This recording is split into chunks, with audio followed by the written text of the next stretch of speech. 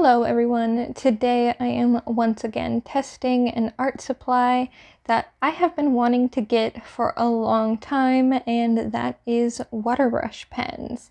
I picked these up from Michael's for about $8. It is a set of 3 brushes. One is a fine tip, one is a medium tip, and one is a flat tip. They did not come with much directions. All it said on the back is screw bottom off, fill with water, screw bottom on, squeeze container. So that is all I had to go on as far as instructions, and that is basically what I did. It was very easy to unscrew and fill with water. The big one does have this extra piece that you can pop off if you want. I left it on. So I decided to test these in the sketchbook that I got in the Jazz's Jazzy Art box. I separated sections using a Prismacolor color erase pencil that also came in the Jazz's Jazzy Art box. I made 3 columns and had several different tests that I wanted to try using my trusty watercolor set from Michael's that I've had for years, as well as the Prismacolor watercolor pencils that I have also had for years. So I ended up using a different color for each brush tip to distinguish them from each other, and I just went through and tested one at a time, starting with the fine tip with this red-orange color, then the medium tip in a yellow-green color, and lastly the flat tip in this violet color.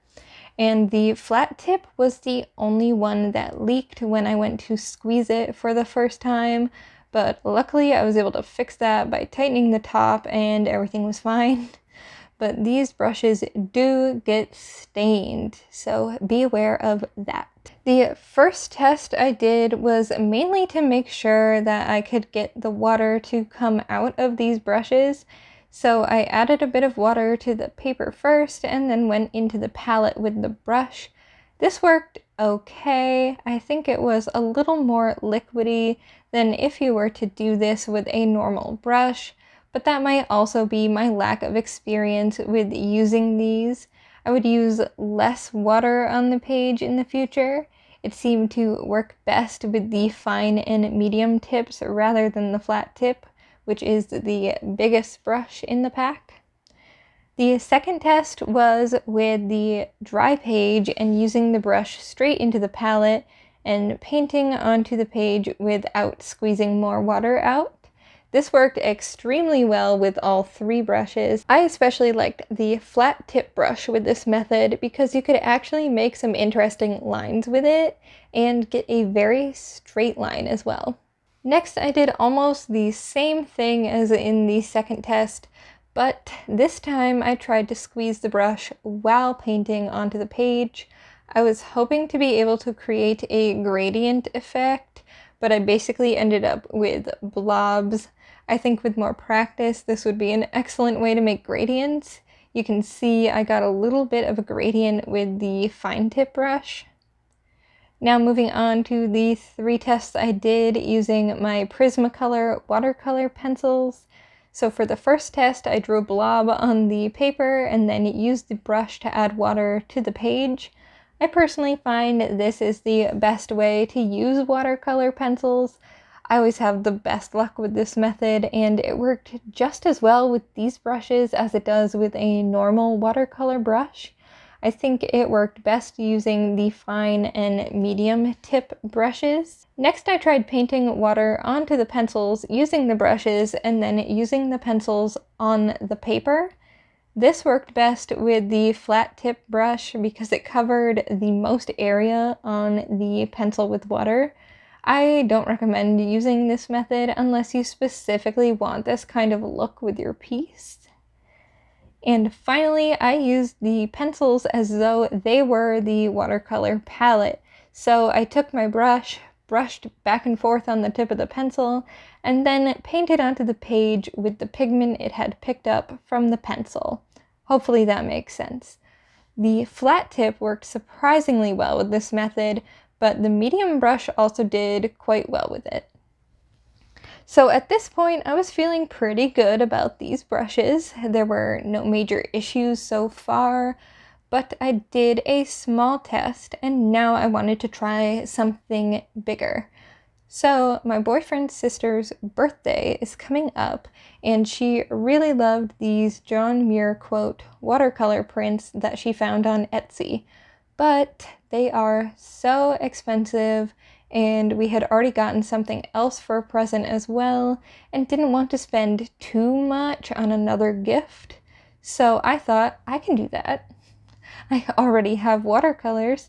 I got these new brushes. I've got 11-inch by 15-inch paper. Let's do this thing. And while it is not smart to test a brand new art supply on something that you're planning to give someone, I decided to do it anyway. But instead of the paintings she actually liked, I wanted to do something more personal because she really liked the quotes. So I figured as long as I stuck to the theme-ish style, it should be fine.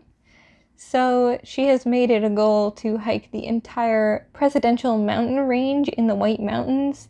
So I thought I would paint those for her instead of these generic mountain and tree paintings. Now, all went well for the first day of using these brushes, and then this happened. And this wasn't a problem at all when I was using lighter colors, but as soon as I started using the darker, more pigmented colors, the water inside the brushes started to tint.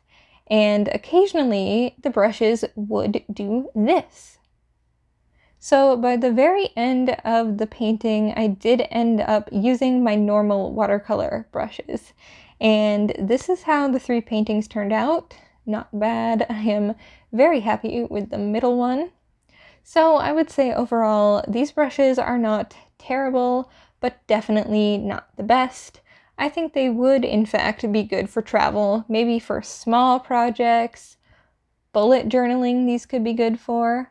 I will probably use them for that, but don't expect to create a huge masterpiece with them. So those are my thoughts on these brushes.